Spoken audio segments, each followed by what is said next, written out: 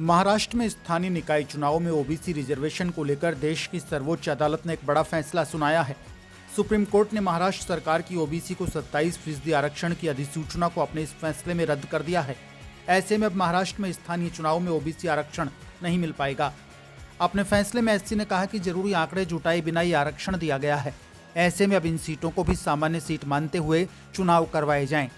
Supreme court ने कहा कि राज्य चुनाव आयोग तुरंत एक अधिसूचना भी जारी करे कि ओबीसी आरक्षण सीटों को सामान्य सीट माना जाएगा। सुप्रीम कोर्ट ने अपने 6 दिसंबर के आदेश में किसी तरह की तब्दीली से इनकार कर दिया। साथ ही कहा कि राज्य चुनाव आयोग अपनी पुरानी अधिसूचना में बदलाव करते हुए 7 दिन में नई अधिसूचना जारी करे, जिसमें पिछड़े वर्ग के लिए 27% आरक्षण के प्रावधान को रद्द करते हुए शेष बची 73% सीटें जनरल कैटेगरी के लिए हों। आपको बता दें कि इस मामले में 6 दिसंबर को सुनवाई करते हुए सुप्रीम कोर्ट ने स्थानीय निकाय चुनाव में ओबीसी उम्मीदवारों के लिए 27% रिजर्व्ड सीटों पर रोक लगा दी थी। दरअसल इस फैसले के बाद अब सरकार को ओबीसी आरक्षण को लेकर आयोग का गठन करना होगा। इस आयोग की सिफारिशों के आधार पर स्थानीय निकाय चुनाव में ओबीसी आरक्षण का अनुपात तय होगा, ताकि टोटल रिजर्वेशन की लिमिट क्रॉस ना हो।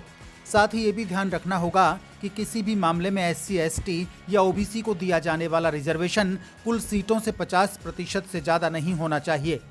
गौरतलब है कि महाराष्ट्र की राजनीति में ओबीसी रिजर्वेशन का अहम रोल माना जाता है। महाराष्ट्र में करीब 5 करोड़ ओबीसी वर्ग के लोग हैं, जो किसी भी पॉलिटिकल पार्टी का समीकरण बनाने और बिगाड़ने में महत्वपूर्ण भूमिका निभाते हैं। ऐसे में सियासी गणित के हिसाब से हर पार्टी ओबीसी आरक्षण को लागू करने के फेवर में है। लेकिन सुप्रीम कोर्ट के इस नए फैसले ने इन सभी की टेंशन बढ़ा दी है। इस खबर में फिलहाल के लिए इतना ही। ताजा अपडेट्स के लिए आप बने रहिए वन इंडिया हिंदी के साथ।